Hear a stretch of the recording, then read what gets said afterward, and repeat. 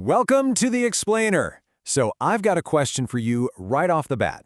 Do you think you could survive a week as a quote-unquote frugal loser against a secret tycoon? There's a common saying that you can't judge a book by its cover, and man, that is absolutely true for people's finances.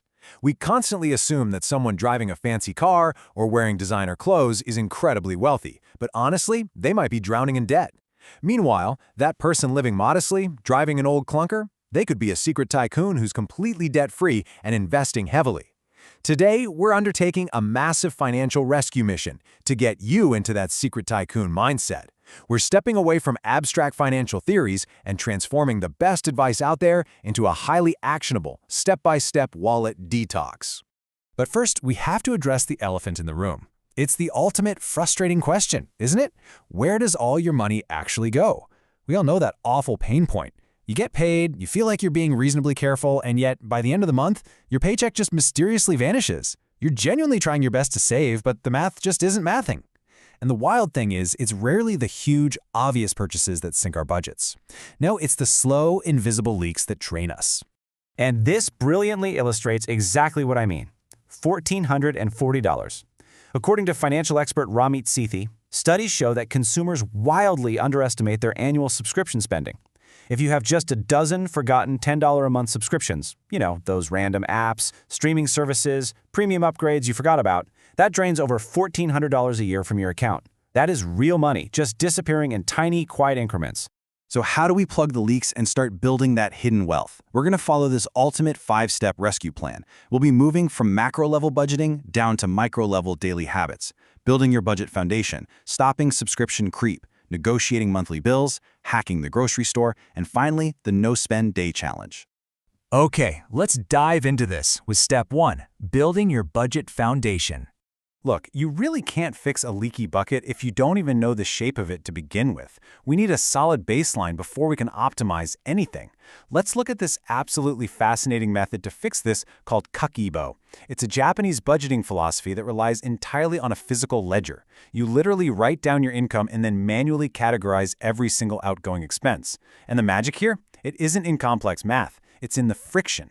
Kakeibo forces you to physically write down your purchases, which naturally prompts a ton of mindfulness. It immediately short-circuits that automatic, mindless spending behavior we all fall victim to. Now, what's really interesting about this slide is how it contrasts modern budgeting strategies. On the left, you've got the 50-30-20 rule. This gives you a very structured breakdown, 50% for needs, 30% for wants, and 20% for savings. But hey, if that feels way too restrictive or complicated, look at the 80-20 method on the right, which is also known as pay yourself first. The core philosophy here is dead simple. You immediately secure 20% of your net income for savings or debt payoff, and then you are totally free to spend the remaining 80% however you want. It's all about finding the exact structure that fits your brain. And you know what? If digital tracking completely fails you, if swiping a card just doesn't register as spending real money in your brain, there is always the classic envelope system. By allocating physical cash into labeled envelopes for specific categories, you create a hard, tangible boundary. Behavioral economists actually call this the pain of paying. When the cash in that envelope is gone, you are done spending. Period. No digital overdrafts, no swiping on credit. It makes your budget a physical reality. Moving right along to step 2, stopping the subscription creep. It is officially time to attack those silent budget killers. I'm talking about the free trials that expired 3 months ago, those app upgrades you literally used once, or the overlap where you and your partner are separately paying for the exact same streaming service. To fix this, you need to conduct a subscription audit. Ramit Sethi lays out an exact foolproof 5-step process here. First, gather 3 to 6 months of statements, because some charges sneak in quarterly or annually. Second, list out every single recurring charge. Third, you've got to dig into the settings on your phone, your Apple ID, and your smart TVs, because hidden subscriptions love to lurk there. Fourth, be ruthless. Cancel anything you haven't used in 2 months. And finally, build a tracking system so you don't fall back into the exact same trap next year. Let's tackle step 3, negotiating your monthly bills. Now we're getting into the really fun stuff. This is arguably the easiest way to save money because it doesn't require you to sacrifice a single thing. You just have to pick up the phone and negotiate your fixed monthly costs, like your internet bill. You probably think massive telecom companies hold all the power, right? Well, the data says otherwise. Internet service providers pay upwards of $300 just to acquire a single new customer. Think about that. customer acquisition is incredibly expensive, which gives you, the loyal customer, massive leverage. They do not want to lose you to a competitor over a silly $30 price difference. So, you use that leverage. Do a quick search of local rates, call your provider, and read this exact proven script directly to them. Say, "I've been a loyal customer, but I noticed a competitor is offering a similar plan for less. Is there anything you can do to match or improve on that offer?" It is literally that simple. This single polite conversation can secure immediate promotional discounts, matching rates, or even upgraded speeds for the exact same price. On to step 4, hacking the grocery store. So the crucial point is that we are now shifting our focus from macro monthly bills down to the psychological battlefield of your weekly spending habits. Did you know every single aisle in the grocery store is meticulously designed to get you to spend more? We're going to flip the script on them. You need to master perimeter shopping. The outer edges of the store are where all the fresh produce, quality proteins, and dairy live. The center aisles, they are practically a secret trap loaded with highly processed foods, massive markups, and impulse buys placed directly at your eye level. By sticking mostly to the perimeter, you naturally bypass their marketing tricks and fill your cart with cheaper, healthier whole foods. Now, if you want a specific framework for filling your cart, check out Chef Will Coleman's viral 6-to-1 method. It's a genius, simple countdown: 6 veggies, 5 fruits, 4 proteins, 3 starches, 2 sauces, and 1 fun item just for yourself.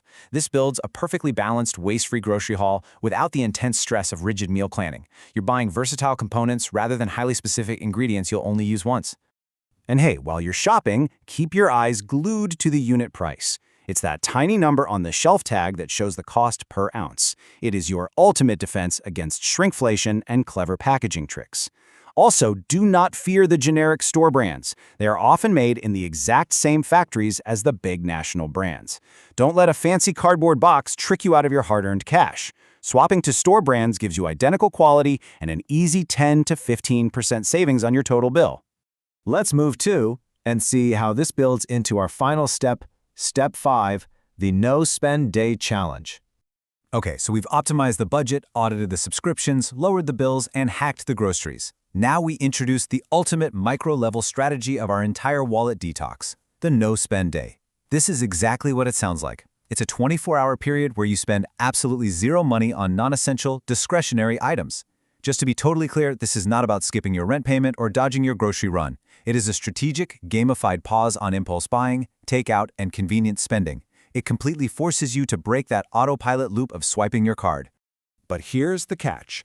A successful no-spend day doesn't just happen by sheer willpower. It requires strategic prep work the night before. You are laying out a battle plan to completely remove the triggers that usually cause you to open your wallet. At 7 p.m., you pack your lunch, so you aren't tempted by the office cafeteria. At 8 p.m., you prep the coffee maker, so you breeze right past the morning drive-thru. And at 9 p.m., you plan some free entertainment, like a walk or reading a library book, so boredom doesn't push you into mindless online shopping. So why go through all this effort? Because the micromath is just staggering. Let's say you normally spend $25 a day on a coffee run and buying lunch out. If you successfully execute just 10 no-spend days in a single month, you instantly save $250. That is $3,000 a year kept in your bank account. You didn't earn a massive promotion, you just became incredibly intentional about pausing your convenience spending a few days a week. And that brings us to the end of our detox. We've covered a lot of ground today, but the underlying theme here ties right back to what we talked about at the start. True wealth isn't always flashy. That secret tycoon we mentioned, they aren't trying to impress anyone. They've just built multiple streams of income through unflashy, incredibly smart financial habits that go entirely unnoticed. Appearances can be completely deceiving. Being frugal doesn't mean you aren't successful, it means you're making conscious decisions. Whether it's adopting the 80-20 budget, doing a subscription audit, or mastering perimeter shopping, I strongly encourage you to pick just 1 or 2 of these structured steps and apply them immediately today. So, I'll leave you with this provocative question to ponder. What will you actually do with the savings from your very first no-spend day? Will you pay down some debt, boost your emergency fund, or invest it like a secret tycoon? Let us know your goals in the comments below, or share your own experiences with frugal habits. We absolutely love hearing how you apply these strategies. And if you found this explainer helpful, make sure to subscribe and hit that notification bell so you don't miss our next one. Thanks so much for joining us, and happy detoxing!